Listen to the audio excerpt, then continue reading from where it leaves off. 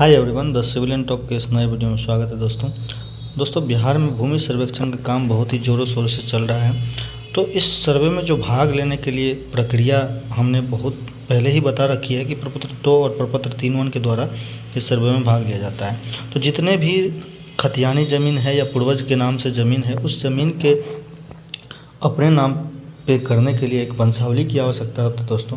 तो आज इस वीडियो में हम जानेंगे कि वंशावली किस तरह से बनाया जाए, क्योंकि अब सरकार का नियम आ गया है कि वंशावली आप स्वप्रमाणित दे सकते हैं। तो स्वप्रमाणित वंशावली बनाने के लिए क्या प्रोसेस है, वो सारा चीज़ हम इस वीडियो में क्लियर करेंगे। ध्यान दीजिएगा। देखिए, सबसे पहले तो यह है दोस्तों कि वंशावली बनाने के लिए अगर आप सोच रहे हैं तो वंशावली आपका वैसे बनेगा कैसे, वो समझिए कि खतियानी अगर आपका पास ज़मीन है तो खतियानी ज़मीन में जिसका नाम है वही आपका मूल रैयत हुआ।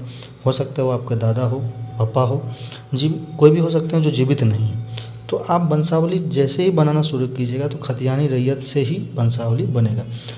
कभी भी आप ये मत सोचिए कि वंशावली जो हम बनाएं, क्योंकि बहुत सारे लोगों का क्वेश्चन आता है कि डिमांड है सर मेरे नाम पे, ठीक है, और खतियान है हमारे दादा के नाम से, तो वंशावली में हम क्यों बनाएं, यानी कि हमारे नाम से डिमांड आ गया है तो हम वंशावली क्यों बनाएं। लेकिन ऐसा नहीं है। देखिए, डिमांड एक अलग चीज़ होता है। डिमांड मतलब ये हुआ कि आपने डिमांड तुड़वा के, जमाबंदी तुड़वा के आप अपने नाम पे ले आया है। दैट मीन्स कि उस ज़मीन का आप उपयोग कर रहे हैं, यूज कर रहे हैं, मलगुजारी भर रहे हैं।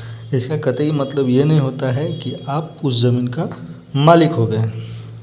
तो इसलिए डिमांड से हमको वंशावली में कोई मतलब ही नहीं है।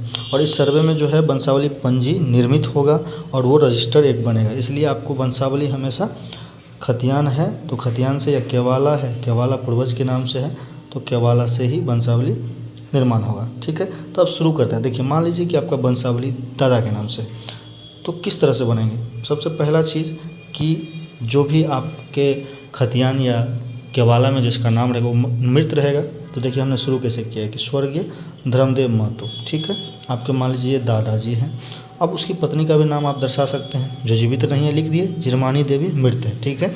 उसके बाद पिता, अब इनके पिता कौन है, यानी कि आपके दादाजी हैं, इनके पिता कौन है, तो पिता स्वर्गीय मौजी महतो, ठीक है। तो ये हो गया। अब समझिए कि ये धर्मदेव महतो थे, ठीक है।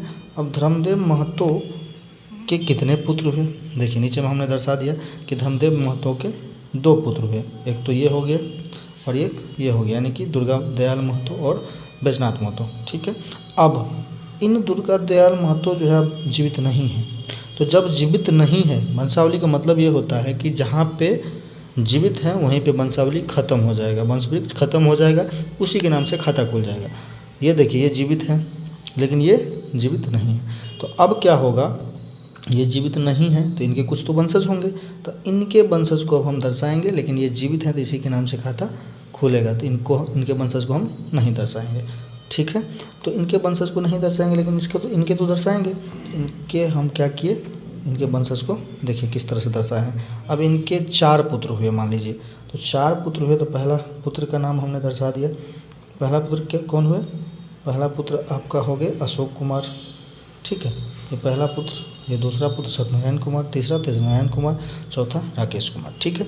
ये चारों पुत्र को हमने दर्शा दिया और ये चारों पुत्र क्या है, इनके जीवित हैं। तो अब जो खाता खुलना है, यानी कि खतियान का जो निर्माण होना है, तो इधर तो बैजनाथ महतो के नाम से होगा और इधर इनके चारों पुत्र के नाम से होगा, ठीक है, इनके चारों। अब एक कंडीशन होता है कि ये चारों अगर मान लीजिए चाहेंगे कि हम खाता संयुक्त खुलवाएं, ये चारों चाहेंगे कि खाता हम संयुक्त खुलवाए, तो इनका खाता संयुक्त खुलेगा। एक ही फॉर्म के अंदर सब चारों भाई नाम भर के देंगे, वंशावली का भी फॉर्म और प्रपत्र 2 को भी। लेकिन अगर चाहेंगे कि हम अलग अलग खुलवाए, उस केस में क्या करना पड़ेगा, राकेश जी को अलग फॉर्म भरना है, तेजनारायण को अलग भरना है, सत्यनारायण को अलग और अशोक को अलग भरना है। और बैजनाथ जी तो अकेले हैं, मतलब ये इनके चाचा हो गए, तो इनको तो भरना ही भरना है, ठीक है। तो बैजनाथ जी के नाम पे खुलेंगे खाता और बाकी इनके चारों के नाम पे खाता खुलेगा, ठीक है। अब एक चीज़ और समझिए दोस्तों, बहुत सारे लोगों का सवाल ये होता है कि क्या सर वंशावली में अपनी बहन बेटी का नाम देना ज़रूरी है। तो यहाँ पे एक ही चीज़ बोलेंगे दोस्तों कि ज़रूरी तो है, क्योंकि सरकार का नियम है, आप वंशावली में बहन बेटी का नाम दर्ज कर सकते हैं। और मान लीजिए कि अगर आप नहीं दर्ज करते हैं तो आपकी जो बहन बेटी है उनको अगर चाहिए होगा तो आपको देना पड़ेगा, नहीं उनको चाहिए तो एक आप शपथ पत्र बनवा के इसके साथ अटैच कर सकते हैं उनसे, ठीक है। तो इस तरह से आप वंशावली बना सकते हैं। दादा, फिर पिताजी, पिताजी के फिर बेटे। ये पिताजी नहीं रहे इसीलिए बेटे के नाम पे खुला, यहाँ पे पिताजी हैं तो उन्हीं के नाम पे खाता खुल जाएगा। अब मान लीजिए तो 3 पुस्त हुआ, हो सकता है किसी के 4 पुस्त हो, 5 पुस्त बीत गए हो, तो आपको इसी तरह से वंशावली का निर्माण करना है ताकि वंशावली वृक्ष जो बना या वंशावली पंजी जो हम निर्माण करेंगे उसमें हमको कोई तकलीफ ना हो, समस्या ना हो, सरकार के सामने वो रजिस्टर मेंटेन होता है, ठीक है। इतना करने के बाद ये आपको खुद से करना है दोस्तों, किसी के पास जाना नहीं है। पहले क्या था कि वंशावली निर्माण करने के लिए आपको सरपंच साहब के पास जाना होता था साइन लेने के लिए, लेकिन ऐसा कुछ अब समस्या नहीं है। अब क्या करना है, आपको ऐसे खुद से बना लेना है और नीचे में लिख देना है कि मैं शपथ पूर्वक बयान करता हूँ कि मेरे द्वारा जो ये वंशावली निर्मित हुआ है ये सत्य है। अगर असत्य पाया जाता है तो इसका जिम्मेदार मैं खुद होऊंगा। ये सारा चीज़ें आपको यहाँ पे लिख देना है, ठीक है। और इसके नीचे आप जो भी है देखिए सत्यनारायण जी बना के दिए हैं, तो सत्यनारायण जी जो भी देंगे उसका साइन यहाँ पे अनिवार्य रहेगा, ठीक है। तो इस तरह से आपको वंशावली का निर्माण कर लेना है। तो आशा करता हूँ वंशावली बनाने का जो प्रोसेस है, जिससे आपको समस्या आ रहा था कि किससे बनाएं, कहाँ बनाएं, कैसे बनाएं, तो वो सारा चीज़ क्लियर हो गया। किसी से साइन नहीं करवाना है, खुद से साइन करना है, स्वप्रमाणित कर दीजिए और आप जमा कीजिए, ठीक है। तो अब अगला वीडियो में हम बताएंगे कि शेड्यूल क्या होता है, शेड्यूल किस तरह से बनाया जाना चाहिए दोस्तों। तो उस पर हम आगे एक वीडियो लाएंगे। आप चैनल पे नए हैं तो हमारे चैनल को सब्सक्राइब करके जाइएगा। फेसबुक पेज पे देख रहे हैं तो फेसबुक पेज को फॉलो कर लीजिएगा। तब तक मिलते हैं अगले वीडियो में, तब तक के लिए बहुत बहुत धन्यवाद। तो परदाता का कितने संतान है, संतान मतलब बेटा और बेटी दोनों होता है, ठीक है। कितने संतान है तो उनका नाम लिखना है, फिर उनके कितने संतान है उनका नाम लिखना है, फिर उनके कितने संतान है उनका नाम लिखना है। चाहे वो लड़का हो चाहे लड़की हो, सभी का नाम लिखना है, ठीक है। अब वो एक वृक्ष की तरह हो जाएगा। जैसे कि देखते होंगे कि एक पेड़ बड़ा सा, उसमें छोटी सी डाली निकली है, फिर उसमें से और कई सारी डालियां निकली है, फिर उसमें से भी डाली निकलती है। बिल्कुल ये वंशावली वैसे ही है कि दादा, फिर उनका जितना संतान है, फिर उनका जितना संतान है, फिर उनका जितना संतान है, सबका लिखना है।